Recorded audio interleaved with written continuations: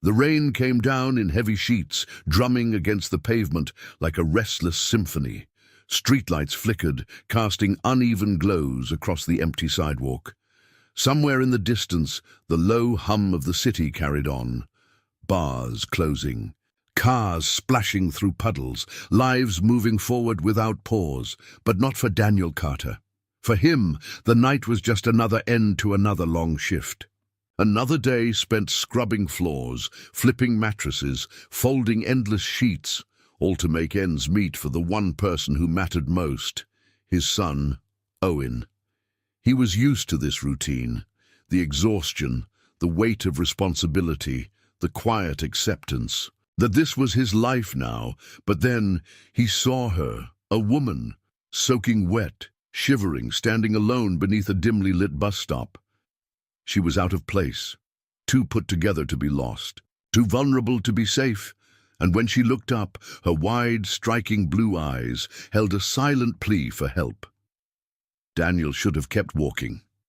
He had his own problems, his own battles to fight.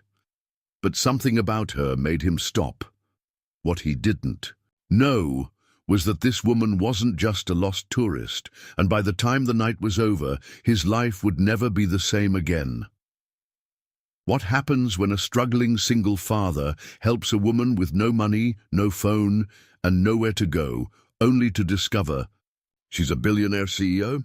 Stay with us as we dive into a heartwarming, unexpected love story about fate, kindness, and the choices that change our lives forever. Before we begin, make sure to hit that subscribe button so you never miss another story that will make you laugh, cry, and believe in the power of human connection. And now, let's begin. This is a struggling single dad saved a lost tourist girl, only to discover she owned the hotel he worked for. The night air was thick with humidity, a signature of Savannah's coastal embrace.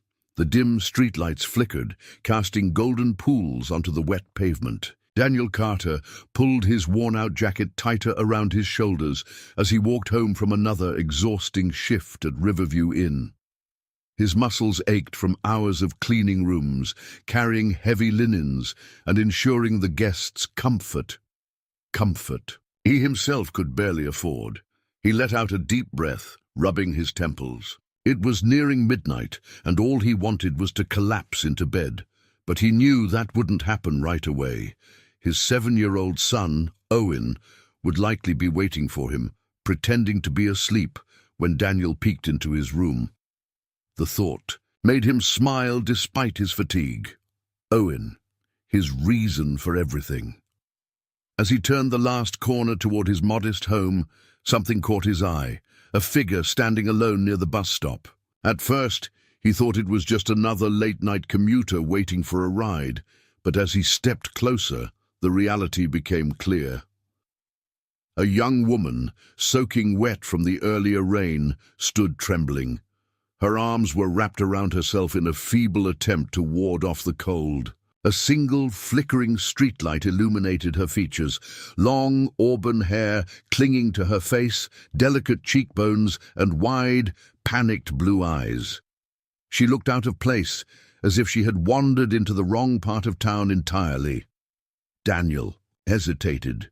"This isn't your problem, Carter. He should just keep walking. He had enough struggles of his own, bills to pay, a son to raise, a job that barely kept them afloat." But as he took another step, the woman shifted her weight unsteadily, almost stumbling.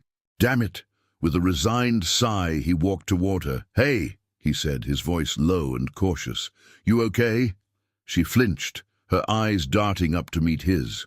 For a moment, there was pure uncertainty in her gaze, fear maybe, but then it softened, as if she recognized that he wasn't a threat. I don't know," she admitted. Her voice was softer than he expected, carrying a refined but exhausted tone. I lost my phone. My wallet too. I don't know where I am." Daniel frowned. Lost? Wallet gone? That didn't sound good. "You from around here?" he asked. She shook her head, water droplets falling from her damp hair. "No, I was..." Traveling. Just exploring. I must have taken a wrong turn. Something about the way she said it felt off. A wrong turn. People didn't just accidentally end up stranded at a nearly deserted bus stop in the middle of the night. You have someone you can call? Her lips parted as if to answer, but then she hesitated. No, not right now. No phone, no money, no contacts. Daniel ran a hand down his face. This was a bad idea. He had no business getting involved. But the thought of leaving her here, alone in the middle of the night, sat wrong with him. "Look," he started, "I don't have much, but my place isn't far. If you need somewhere to warm up and figure things out." The words hung in the air between them. He braced himself for her to refuse, to back away in suspicion. But instead she exhaled sharply, as if she had been holding her breath, and nodded. "Okay," she whispered. "Thank you." Daniel led her through the quiet streets, his footsteps steady against the damp sidewalk. The closer they got to his home, the more he wondered if he was making a mistake, bringing a complete stranger into his house. What the hell was he thinking? But then he thought about Owen, his son, the one thing that mattered most. He wanted to believe that if Owen were ever lost, alone, scared, someone out there would help him too. His house was small but tidy. The living room was modest, with an old couch, a coffee table littered with Owen's toy cars, and a kitchen that smelled faintly of the grilled cheese sandwiches they had for dinner earlier. It wasn't much, but it was home. He turned to the woman, who still stood uncertainly by the door. "You can sit," he offered. She hesitated before lowering herself onto the couch. Daniel grabbed a spare towel from the hallway closet and handed it to her. "It's not fancy, but it'll help."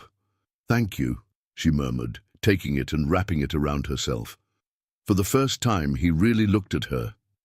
Even disheveled, there was something striking about her, the way her eyes flickered. With quiet intelligence, the way she carried herself with an air of dignity despite her current situation. "You got a name?" he asked, leaning against the counter. She hesitated again, just for a second.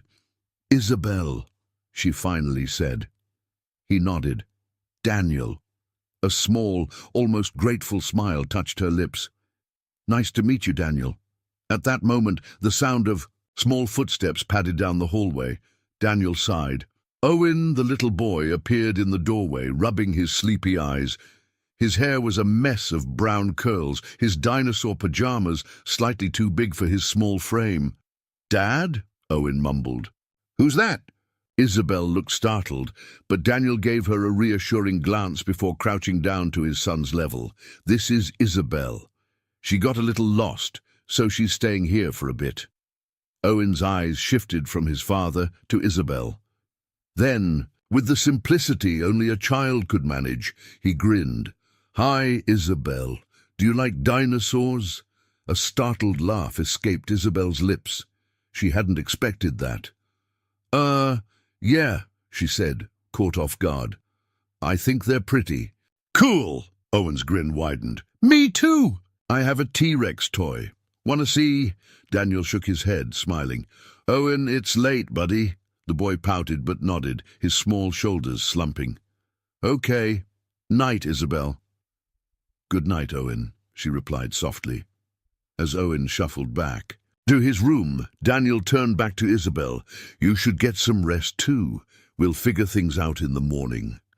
She looked at him for a long moment before nodding. "Thank you, Daniel, really." He gave a small, almost imperceptible nod. He didn't know who she really was. He didn't know why she was here. But somehow he had a feeling that this one night would change everything. Sunlight streamed through the small window, casting a golden glow over the modest living room.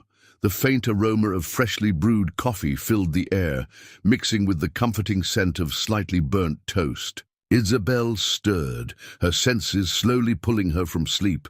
For a brief moment she forgot where she was. The couch beneath her was lumpy but warm, and the sound of soft humming reached her ears. Then everything rushed back. She sat up quickly, blinking in the unfamiliar surroundings. Last night, the rain, Daniel, Owen. Her fingers tightened around the edges of the blanket draped over her. He must have covered me up before going to bed. The thought sent a strange warmth through her chest, one she quickly pushed aside. Taking a deep breath, she stood, stretching out the stiffness in her limbs before cautiously making her way toward the sound of activity.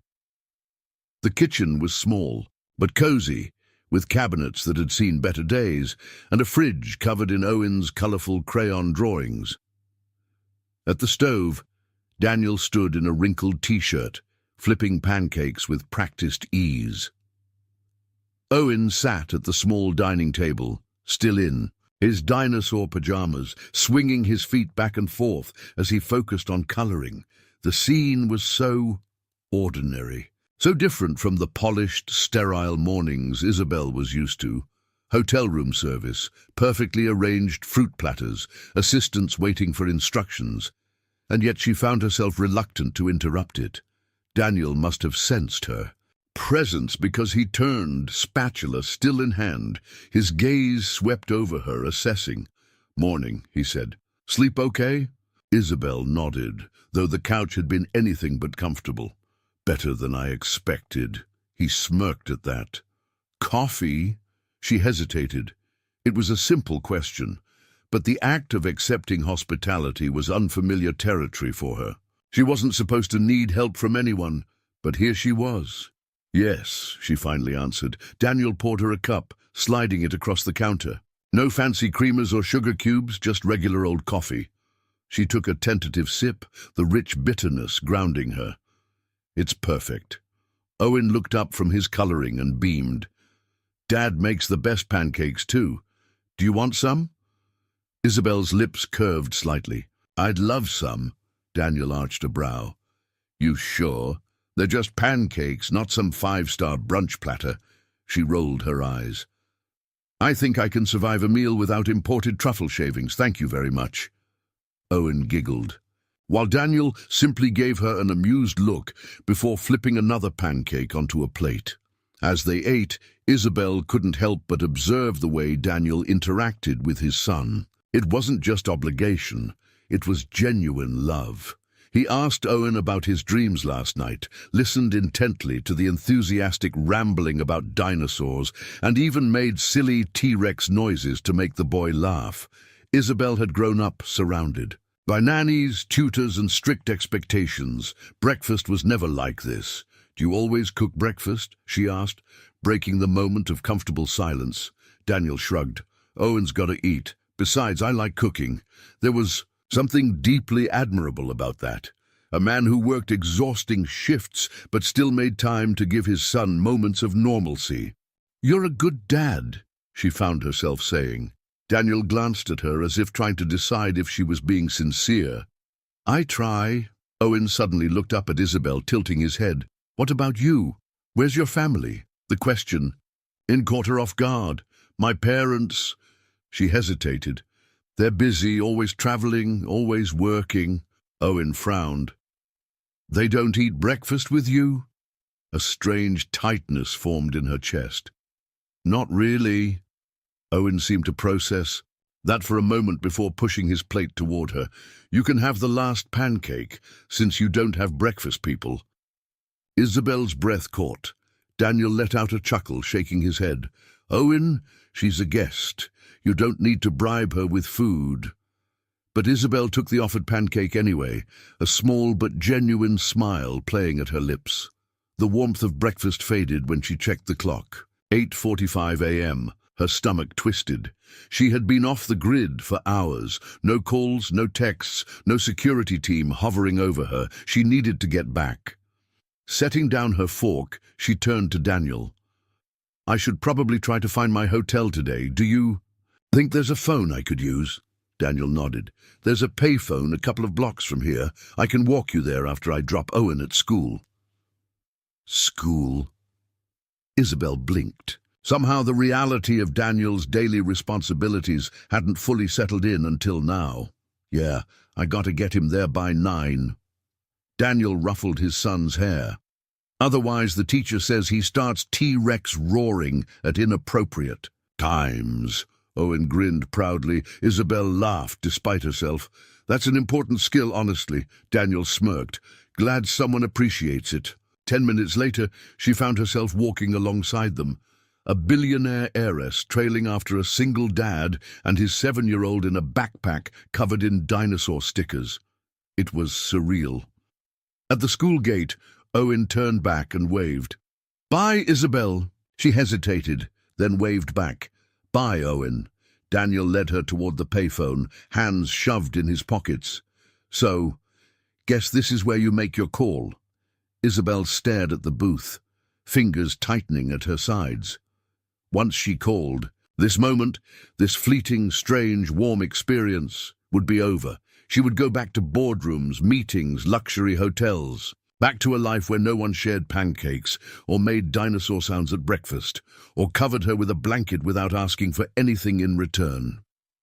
She swallowed hard and reached for the phone. Daniel leaned against the post, watching her carefully. "You got someone to pick you up?" She hesitated. Then for the first time in years, she lied. "Yeah," she said, forcing a smile. "I'll be fine." Daniel studied her but nodded. "Good. Take care, Isabel." Something inside her twisted painfully at those words. She wanted to say something, anything, to keep the moment alive. But he was already turning away. She watched him walk down the street, a man with nothing to offer but kindness. And yet somehow he had given her more than anyone else ever had. Isabel swallowed hard and lifted the receiver, but her fingers hovered over the buttons.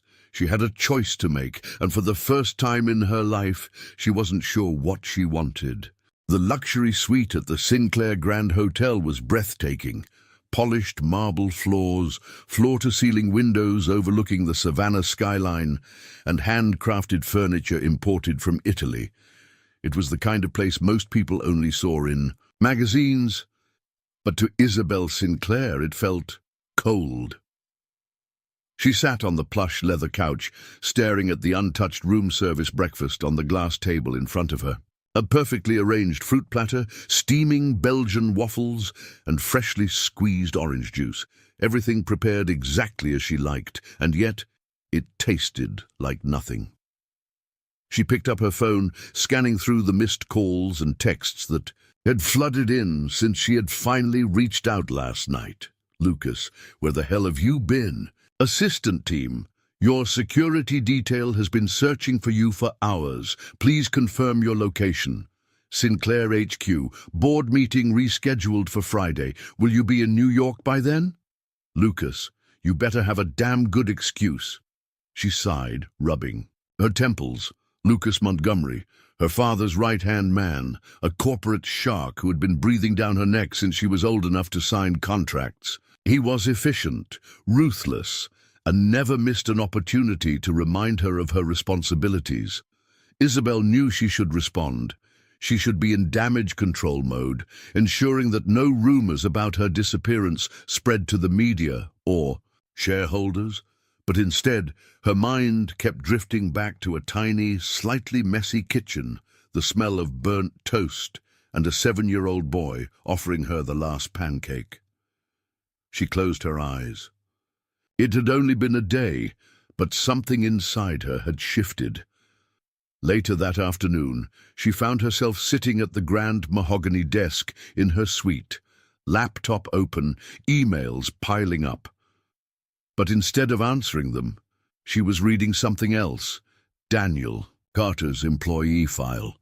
She had instructed one of her hotel managers to pull it for her under the excuse of conducting an internal review. Name, Daniel Carter, position, housekeeping staff employment duration, 3 years, performance notes, hard-working. Dependable, no complaints. It was so bare bones, so impersonal. A few typed lines to define a man who woke up before dawn to cook his son breakfast, who worked back-breaking shifts without complaint, who had taken in a stranger without expecting anything in return. She clicked through the financial records. His salary was embarrassingly low, especially considering the hours he worked. Even with overtime, it wasn't enough to provide stability. No wonder he looked exhausted. Her grip tightened on the mouse. This wasn't fair. Daniel Carter deserved better, and for the first time in her career, this wasn't about business. It was personal. Meanwhile, Daniel Carter was back in his world, a world where bills stacked up faster than paychecks. His shift at Riverview Inn had started at noon, and he was already behind schedule. The hotel was overbooked, the front desk was swamped, and the housekeeping team was understaffed as usual. Daniel moved with practiced efficiency, stripping linens, restocking toiletries, making sure every inch of the rooms met corporate cleanliness standards. His back ached, his hands were dry and cracked from endless scrubbing, but he pushed through. He always did. He was used to this life. He had accepted it, but for the first time in years, his mind wasn't just on surviving. It was on a woman with striking blue eyes, sitting in his kitchen, sipping coffee that wasn't nearly good enough for someone like her. It was absurd. She was gone. Back to whatever life she had before getting lost that night. He shouldn't be thinking about her, and yet he was. That evening, Isabel sat in the executive lounge of the Sinclair Grand, swirling a glass of wine she had no interest in drinking. Lucas Montgomery sat across from her, his suit crisp, his expression unreadable. "So," he said coolly, "you disappear without a word, and now you're suddenly interested in a minor hotel operation. Should I be worried?" Isabel ignored his thinly veiled irritation. "The Riverview Inn is underperforming." Lucas raised an eyebrow. "And this is suddenly your concern?" "Yes," she said firmly. "I want to evaluate the staff and operations personally." Lucas leaned back, scrutinizing her. Personally, she held his gaze, daring him to challenge her. She was still a Sinclair. She didn't need to explain herself. Finally, he exhaled, shaking his head. "Fine. Do what you want, but don't get distracted, Isabel. Your father expects you in New York by Friday. Playtime in Savannah is over." She didn't react, didn't let him see that his words irritated her. Because this wasn't playtime. This was the first time she had ever wanted to do something that actually mattered. 2 days later, Daniel was called into the hotel manager's office. He braced himself, mentally preparing for bad news. Cut hours, layoffs, another ridiculous and corporate policy. Instead, the manager, a middle-aged man who barely looked up from his desk, shuffled some papers and cleared his throat. "There's been an internal review of staffing efficiency," he said in a monotone voice. "Corporate has decided to offer you a promotion. You're being moved up to a management position, supervisor of housekeeping. Comes with a raise." Daniel blinked. "What? A promotion? Out of nowhere? Are you sure?" Daniel asked cautiously. "This wasn't even a position that existed before." The manager shrugged. "Corporate directives. They want to invest in long-term employees. You've been here 3 years. No complaints. Consider yourself lucky." Lucky. That word settled uneasily in Daniel's stomach. Nothing in his life had ever come easy, and suddenly, out of nowhere, he was just being handed a promotion. Something wasn't right, but he had a son to feed, rent to pay, a future to think about. He couldn't afford to question it. So he nodded. "All right, thank you." As he left the office, he couldn't shake the feeling that someone, somewhere, had pulled some strings for him, and deep down, he already knew exactly who it was. That evening, as Daniel locked up for the night, his mind was still spinning. That's when he saw her, standing in the hotel lobby in a sleek black dress, looking like she didn't belong in his world at all, except she had, for one night. Isabel Sinclair. She turned, met his gaze, and in that moment, he knew his life was about to change again.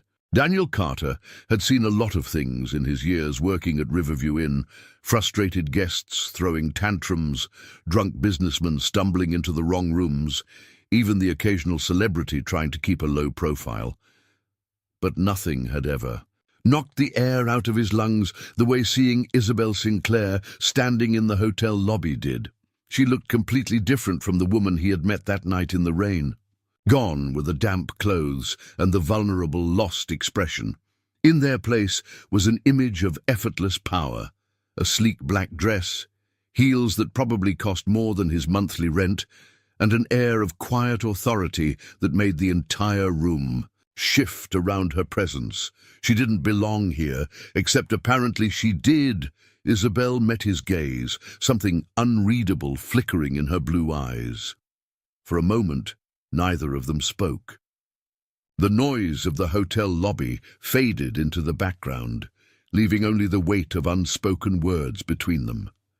Finally, Daniel found his voice. "What are you doing here?"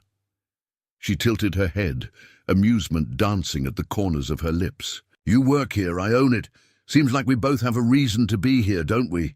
His stomach tightened. He'd been right. She had pulled strings for him. Daniel exhaled sharply, his fingers tightening at his sides. "So that's it? You disappear, then suddenly I get a promotion out of nowhere, and now you're just here."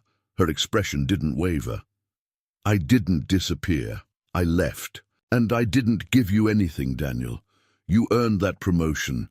He let out a humorless chuckle. "Right, because upper management at a struggling hotel just happens to take an interest in housekeeping staff at random." Her jaw tightened, but she didn't back down. "I read your file. You've been here for 3 years, never missed a shift, never once called in sick. Do you know how rare that is? This place should have recognized you a long time ago. If my presence here made them finally notice, then good." Daniel studied her, searching for any trace of insincerity. He wanted to believe she was just some out-of-touch rich girl trying to soothe her conscience, but there was something in her gaze, something genuine, that made it hard to dismiss her.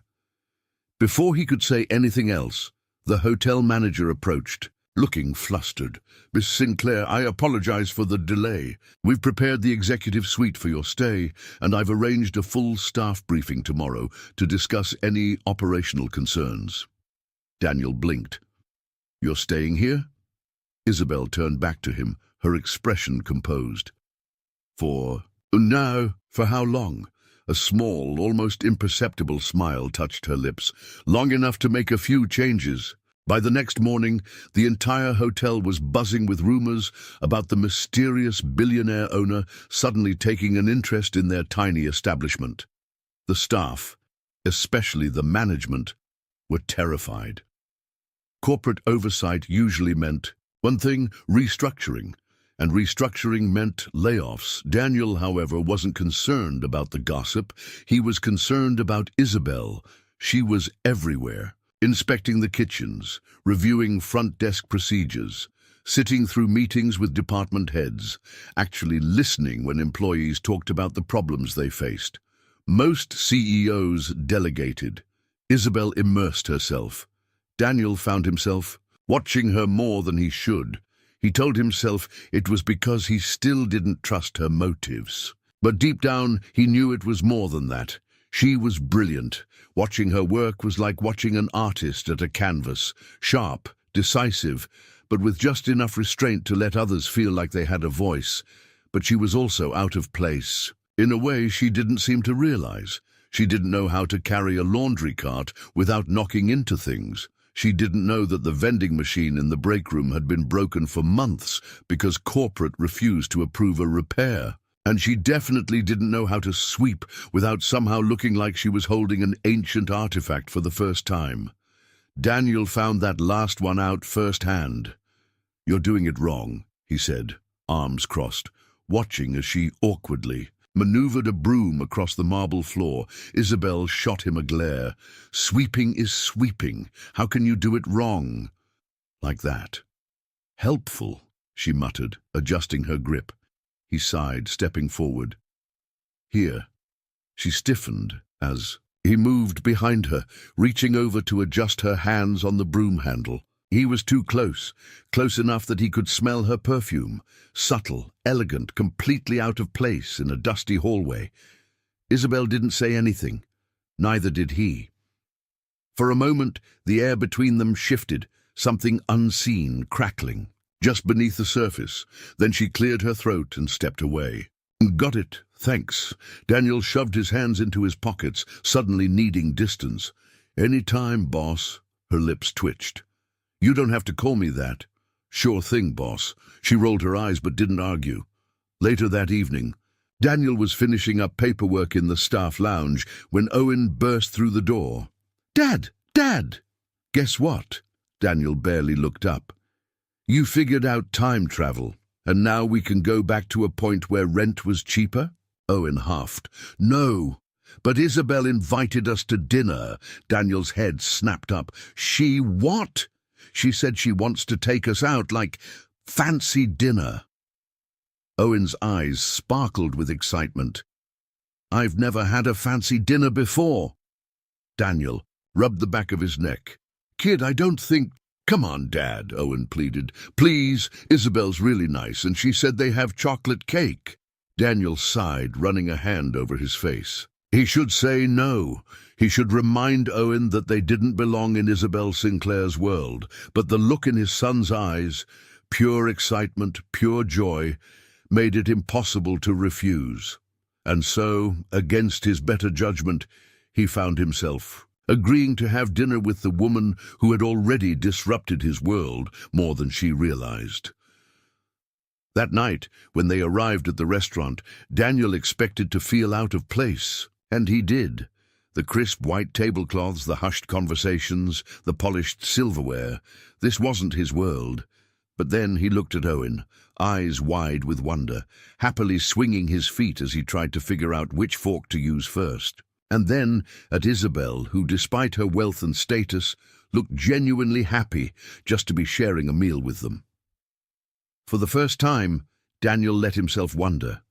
Maybe their worlds weren't as incompatible as he thought. But just as the thought. Settled, Isabel's phone vibrated on the table. She glanced at it, and for the briefest moment her expression darkened. Daniel saw it, and he knew.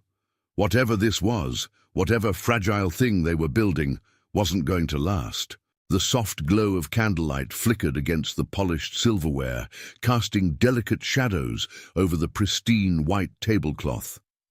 The hum of quiet conversation filled the air, punctuated by the occasional clink of fine china. The restaurant was nothing like the places Daniel usually ate at, and yet here he was, seated at a table with Isabel Sinclair and his wide-eyed son, Owen, who looked as if he had just walked into a fairy tale.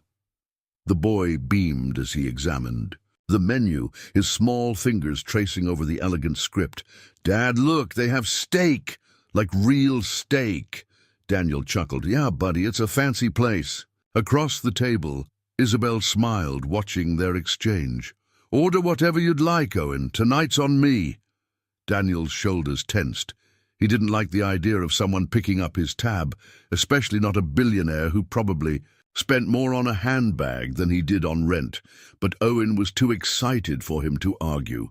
As the waiter took their orders, Daniel found himself stealing glances at Isabel. She looked at ease, but there was something in her eyes, something distant. He had seen it before, in people who had too much responsibility, too many expectations pressing down on them. And then there was her phone.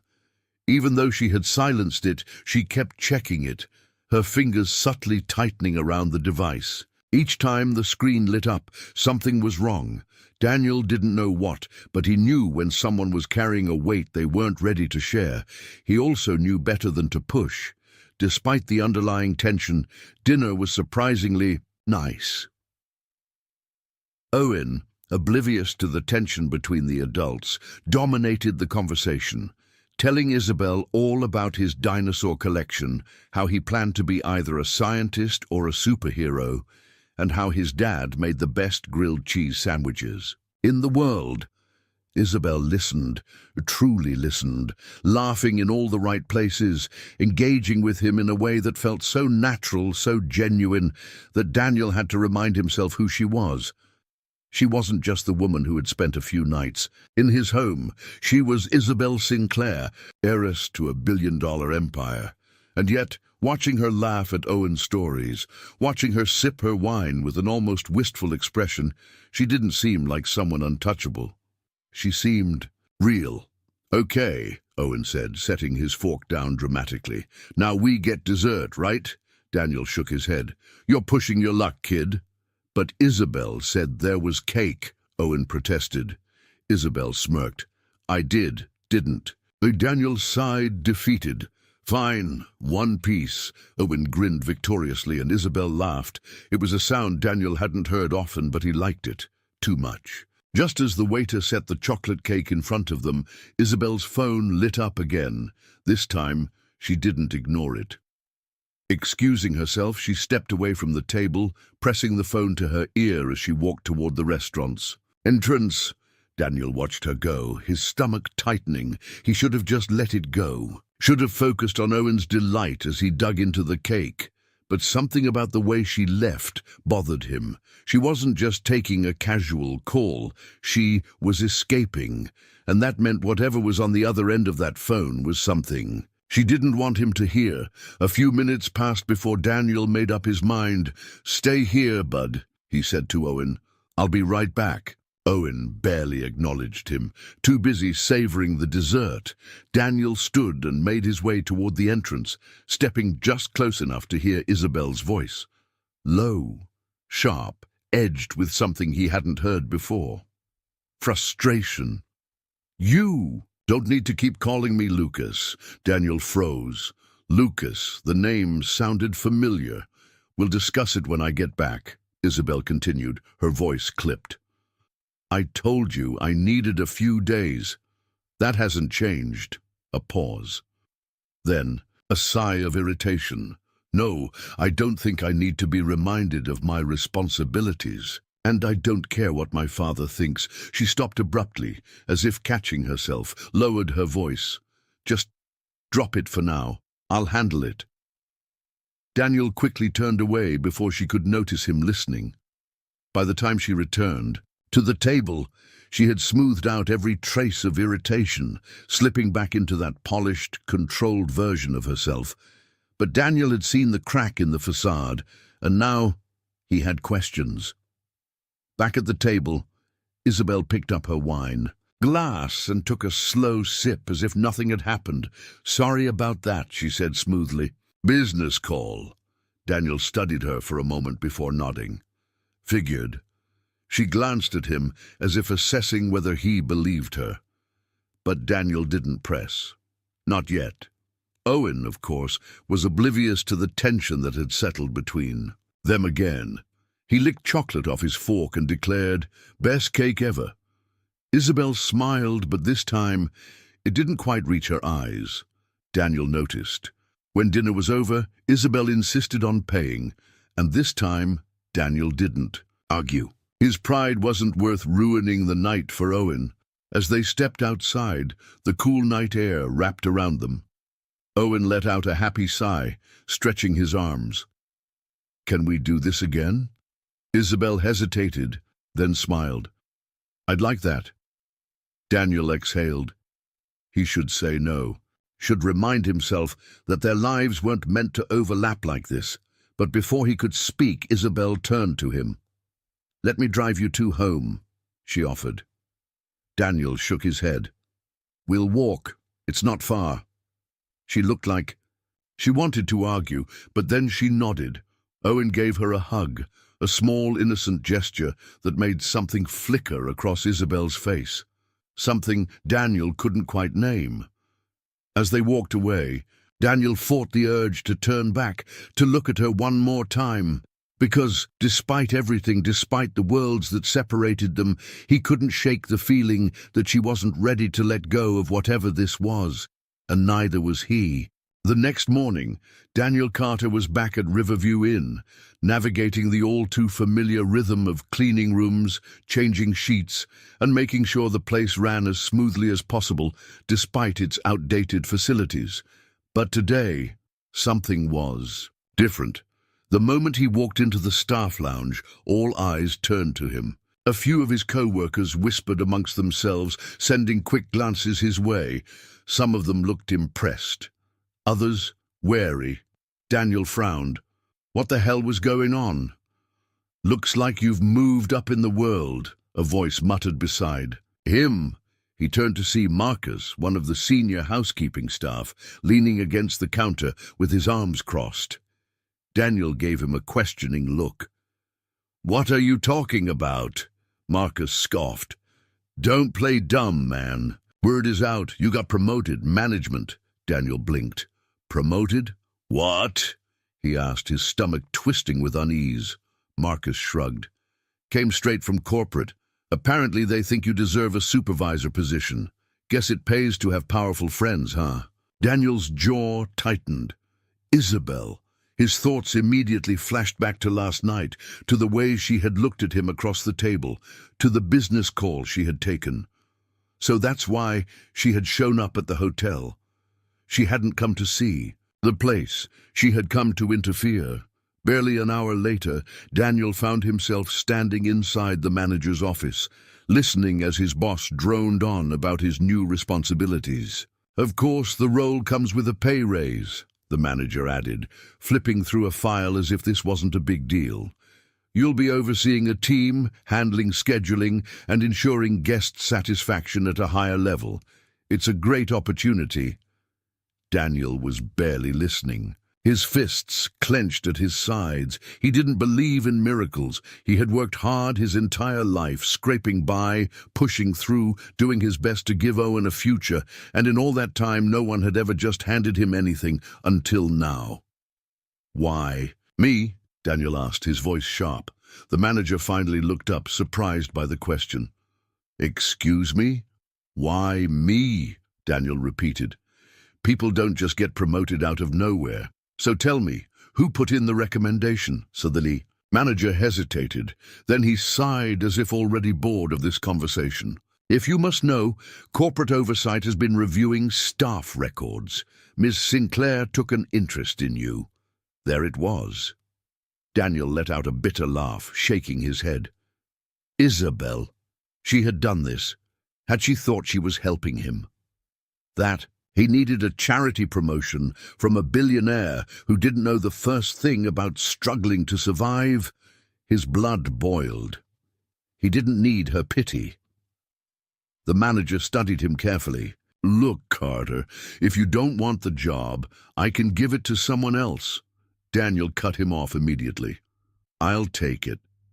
The manager smirked. "I thought so." But Daniel wasn't taking it because of Isabel Sinclair. He was taking it because of Owen, because pride didn't put food on the table. By the time his shift ended, Daniel knew he had to face Isabel, and sure enough, he found her exactly where he expected, sitting in the hotel's executive lounge, reviewing paperwork, a half-finished cup of coffee beside her.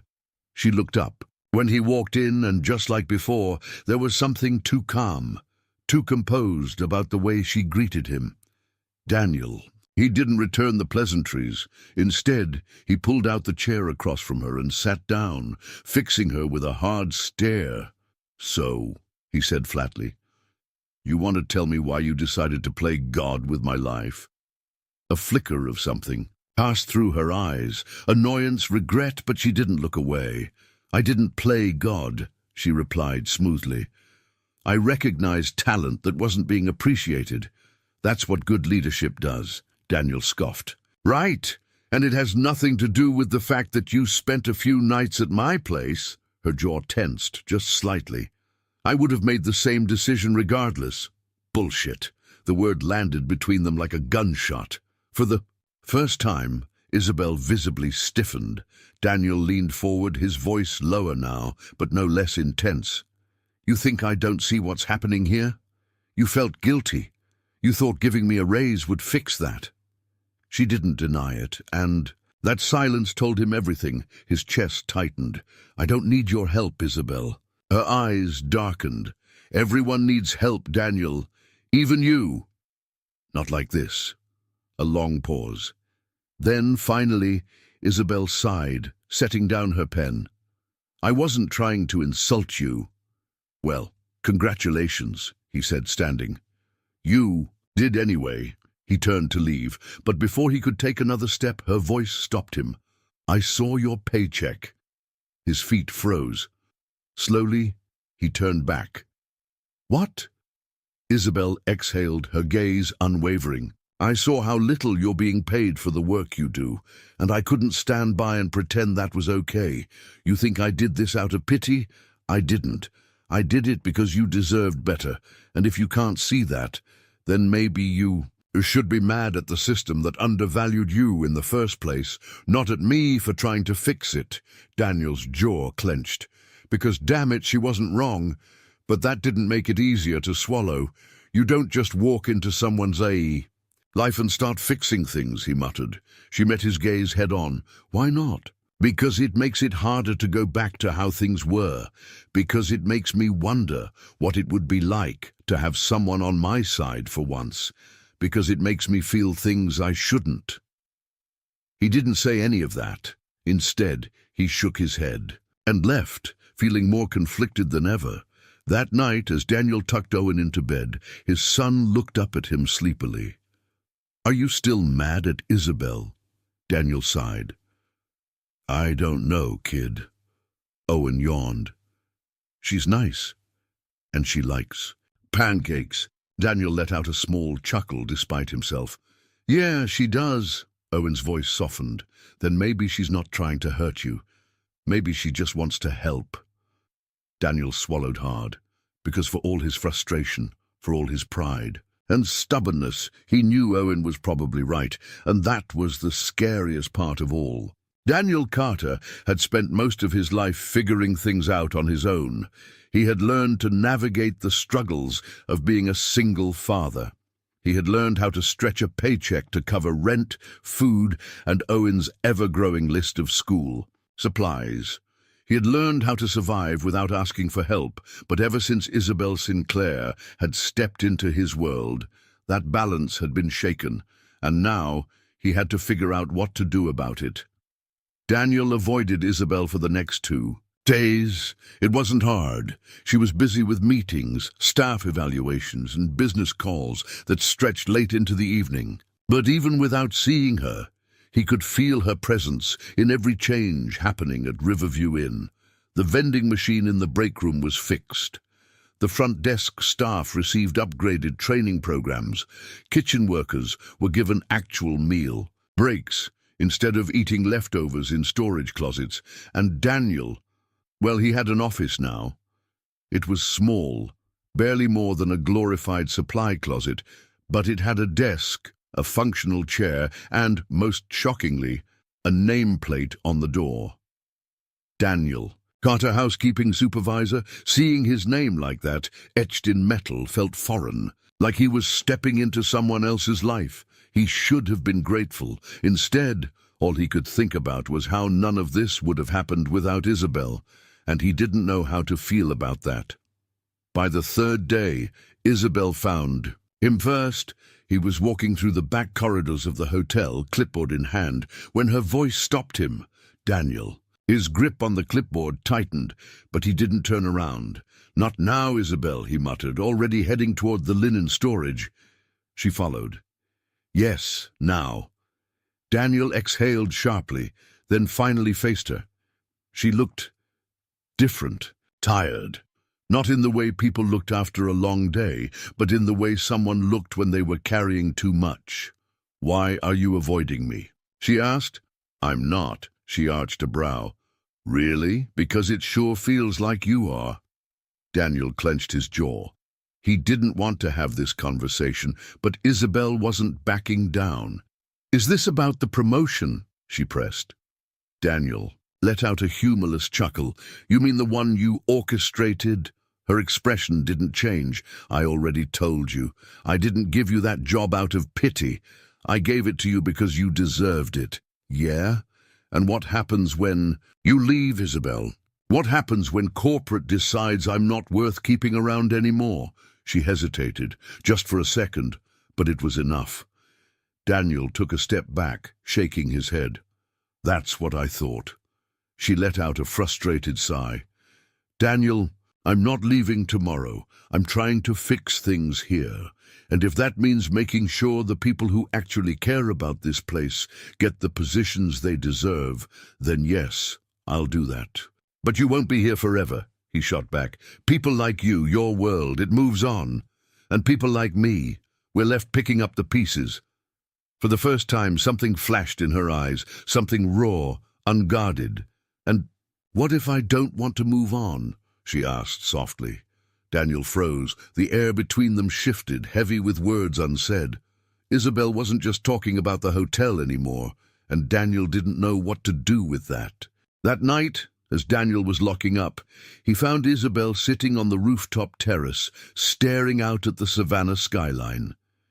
He knew he shouldn't go to her, but he did anyway. She didn't look at him when he approached. "I used to love this city," she murmured. Daniel sat down beside her, leaving enough space between them to breathe. "Used to," she exhaled. "Before my life became boardrooms and contracts and profit margins. Before I realized that my name wasn't mine. It belonged to my father's empire." Daniel studied her profile, the way the city lights reflected in her eyes. "I read about your family," he admitted. "Sinclair International. That's a big deal." She laughed, but there was no humor in it. "Yeah, it is. And it's exhausting." Daniel was quiet for a moment. Then he asked, "Why are you here, Isabel?" "Really?" She finally turned to face him. "Because I wanted to remember what it felt like to be just me. Not a CEO, not the Sinclair heiress, just Isabel." Daniel held her gaze. He understood that more than he wanted to admit, because he wasn't just Daniel Carter, the hotel employee. He was a father, a man trying to build a life that didn't feel like it was slipping through his fingers. And now, somehow, she was a part of that life. The next morning, Daniel arrived at work to find a familiar figure waiting in the lobby, a man in a sharp navy suit, hair neatly combed back, expression cool and unreadable. Daniel didn't recognize him, but he knew exactly who he was.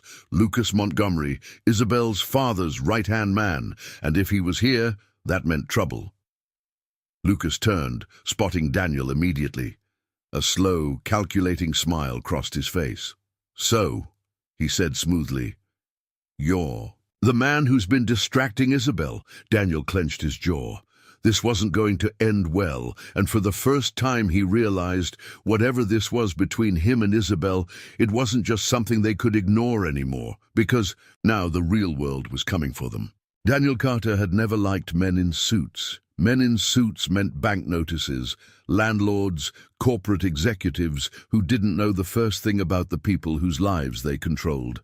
And now, standing in the middle of the Riverview Inns, a lobby was the embodiment of everything Daniel despised about that world. Lucas Montgomery. The man looked exactly as Daniel expected, polished, calculated, and utterly unimpressed by his surroundings. "So," Lucas said, stepping forward, his gaze sweeping over Daniel like he was an inconvenience rather than a person. "You're the man who's been keeping Isabel entertained." Daniel's jaw tightened. He didn't take the bait. "She's not here," he said flatly. "Try again later." Lucas smiled, but it was the kind of smile that belonged to a man who knew he always got what he wanted. "I'm not here to see Isabel. I'm here for you." Daniel crossed his arms. "Yeah? And why's that?" Lucas sighed, as if this conversation was beneath him. "Because it's time for you to understand exactly what you're dealing with." Daniel didn't flinch. "I know exactly what I'm dealing with." Lucas smirked. "No, you don't." Lucas gestured toward the hotel lounge. "Let's talk." Daniel didn't want to, but something in Lucas's tone told him that this wasn't the kind of man you just ignored. So, with reluctant steps, he followed Lucas into the quiet space, settling into a chair across from him. Lucas folded his hands neatly on the table. "I'll get straight to the point. Isabel is not staying in Savannah forever. She has responsibilities, real responsibilities, that extend far beyond this town, beyond this hotel, and certainly beyond you." Daniel already knew that. He'd known it from the moment she walked into his life, But hearing it from Lucas, hearing it said so coldly, so clinically, made something in his chest tighten.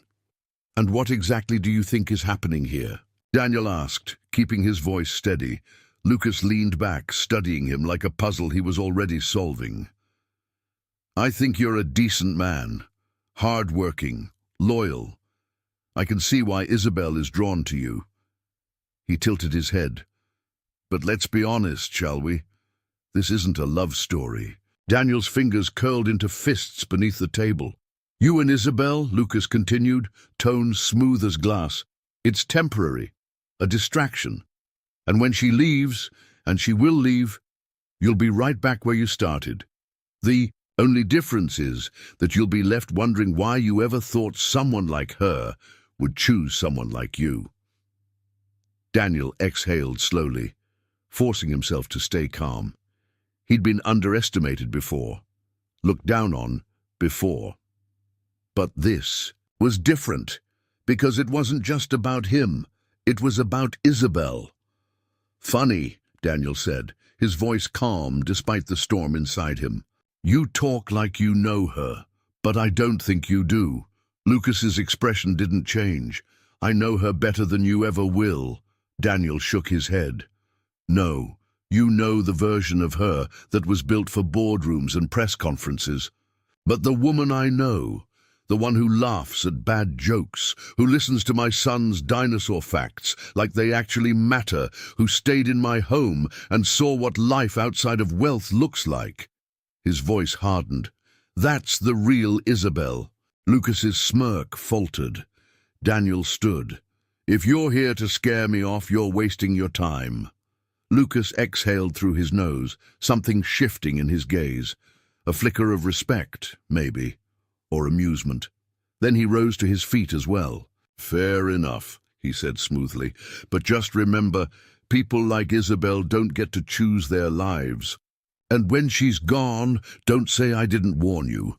With that, Lucas walked away, leaving Daniel standing alone in the lounge, anger thrumming beneath his skin. Isabel found him an hour later. She was fresh from a meeting, still dressed, in that polished corporate armor she wore so well. But the moment she saw him, she knew something was wrong. "You saw him," she said quietly. Daniel nodded. "Yeah, I saw him," she exhaled, rubbing her temples. "I'm sorry, I didn't." "Ask him to come here." "Doesn't matter," Daniel cut in. "What matters is that he's right, isn't he?" She frowned. "What?" Daniel's jaw tightened. "You're leaving. You can't stay here, Isabel. Not forever." She flinched. "Daniel, tell me I'm wrong," he challenged. Silence. And that was his answer. His chest tightened. He had known this was coming.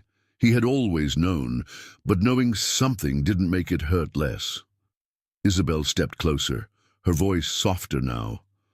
"I don't want to leave." "But you will," Daniel said. "And when that happens, what am I supposed to do? What's Owen supposed to do?" She opened her mouth, then closed it, eyes flickering with emotion she couldn't quite name. Daniel ran a hand through his hair, exhaling sharply. "Look, I don't regret knowing you, and I don't regret—" He stopped, shaking his head. "But I can't do this if I know it's just gonna end." She swallowed hard. "I don't want it to end." "Then what do you want, Isabel?" She didn't answer, because for all her intelligence, all her ability to control boardrooms and business deals, this was the one thing she hadn't figured out yet, and Daniel wasn't sure he could wait around while she did. That night, Daniel sat on the edge of Owen's bed, watching his son sleep. The little boy breathed evenly, his face soft and peaceful in the glow of the bedside lamp, so unaware of the storm brewing in the world of the adults around him. Daniel sighed, rubbing his temples. He needed to protect Owen, not from Isabel, but from the inevitable heartbreak of losing something they had both grown attached to, and maybe from his own heartbreak too. Because Lucas was right about one thing. When Isabel left, she would take a part of Daniel with her, and he had no idea how to stop that from happening. The next morning, Isabel Sinclair was gone. Daniel Carter didn't know why he had expected anything different. Maybe it was wishful thinking, or maybe he had hoped that their late-night conversation had meant something more. That maybe, just maybe, she would have stayed, if only for a little longer. But when he arrived at work, she was nowhere to be seen. The hotel staff whispered about it. One moment, their billionaire CEO had been making changes, shaking up the way things were run, and the next, she had vanished, just like that. Daniel told himself it didn't matter, but deep down, it did. That evening, Daniel picked Owen up from school, as usual. The boy climbed into the car, stuffing his backpack into the back seat, before looking up expectantly. "Isabel coming over for dinner?" Daniel gripped the steering wheel. "No, buddy." Owen frowned. "Why not?" "She had to leave." The disappointment on Owen's face was immediate. A small, innocent kind of heartbreak that Daniel hated seeing. "But she said we'd have dinner again." Owen mumbled.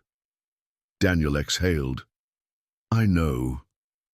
Owen was quiet for a long time before he finally asked, "Is she coming back?"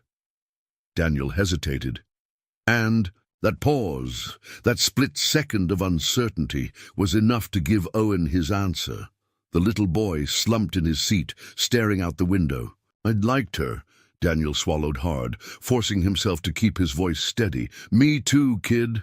A week passed, then two, and Isabel Sinclair became a memory. Daniel threw himself into work, trying to ignore the gaping hole her absence left behind. The changes she had made at the hotel were still there. Higher wages for staff, better schedules, actual meal breaks. But the person responsible for them was gone. And just like Lucas had predicted, life went on. But not for Daniel. Because, no matter how much he tried to convince himself that this was for the best, he couldn't stop thinking about her, the way she had laughed at Owen's dinosaur stories, the way she had looked when she had admitted she didn't want to leave, the way she had wanted something more, just like him. And that was the part that scared him the most, because for the first time in years, Daniel had let himself want something more, too. It happened on a Thursday night. Daniel had just finished putting Owen to bed when there was a knock on his door. He wasn't expecting anyone, and, when he pulled it open, the last person he thought he would see was standing there. Isabel.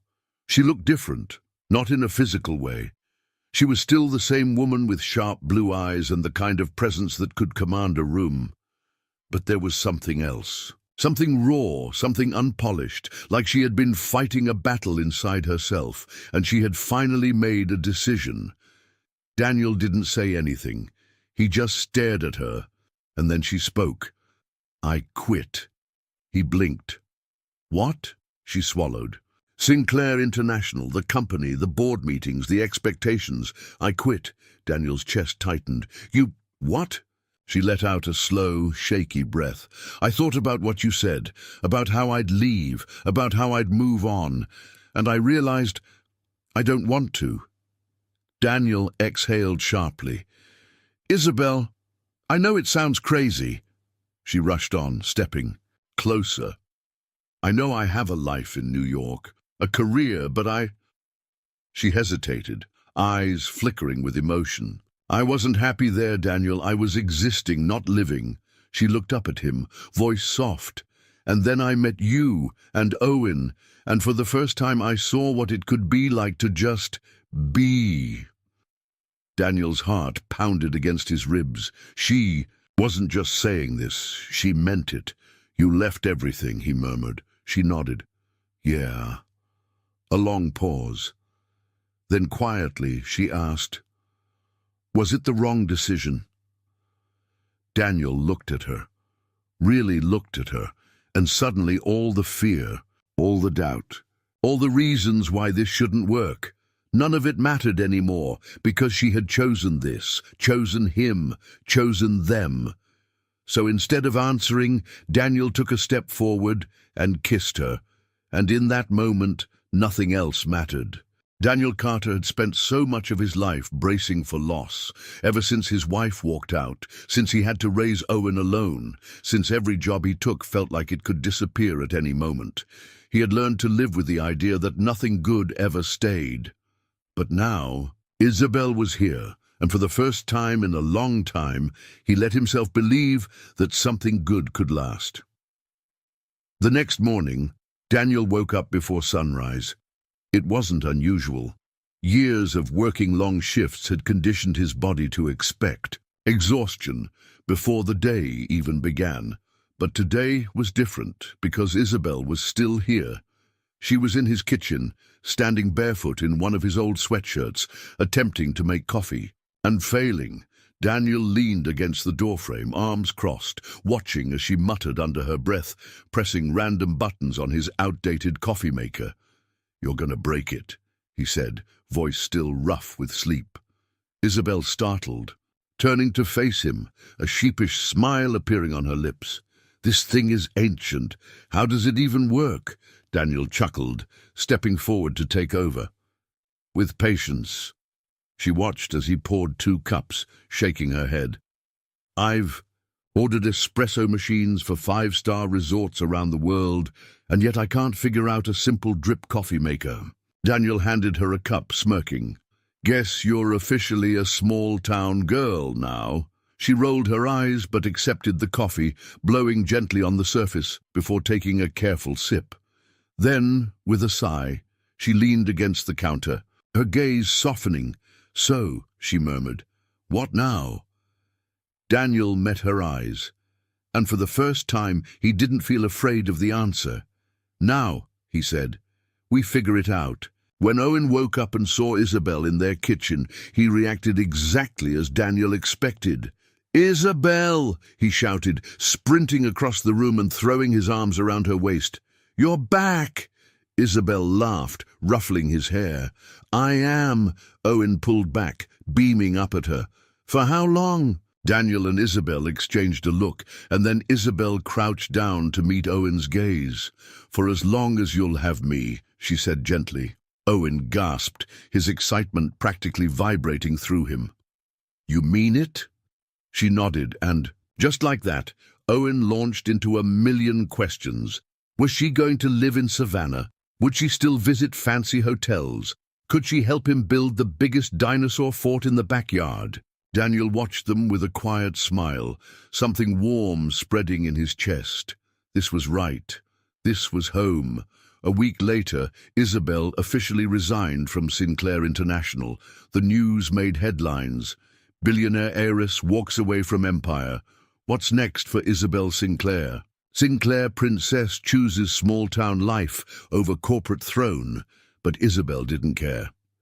For the first time in years, she wasn't living for shareholders or expectations or the weight of a last name that never felt like hers. She was living for herself, for this town, this hotel, this man and the little boy who had unknowingly become a part of her heart. And Daniel? He let her in. Fully. No more walls, no more doubts. She had chosen them, and Daniel was finally ready to choose her back. One evening, as the sun dipped below the horizon, Daniel and Isabel sat on the porch, Owen playing in the yard with a toy dinosaur. The air was warm, tinged with the scent of the ocean. "Are you happy?" Daniel asked softly. Isabel turned to him, smiling, "Happier than I've ever been." Daniel reached for her hand, threading his fingers through hers. "You know this isn't the life you were raised for," he murmured. She squeezed his hand. "No, but it's the life I chose." Daniel studied her, then leaned in, pressing a kiss to her forehead, a life built on kindness, love, second chances. And this time he knew she wasn't going anywhere, because for the first time in both of their lives, they were finally home. And that, my friends, is the story of Daniel and Isabel, a tale of love, kindness, and the unexpected turns that life can take. But now we want to hear from you. Tell us, where are you watching from? Are you tuning in from a cozy apartment in the city? A quiet small town like Savannah, or maybe somewhere completely unexpected? Drop your location in the comments. We'd love to see how far this story has traveled. And if you enjoyed this journey, don't forget to hit that subscribe button and turn on notifications so you never miss another heartwarming, emotional, and inspiring story. Your support helps us continue bringing you stories that move the heart and soul. Thank you for watching, for listening, and for being a part of this wonderful storytelling community. Until next time, take care, stay kind, and we'll see you in the next story.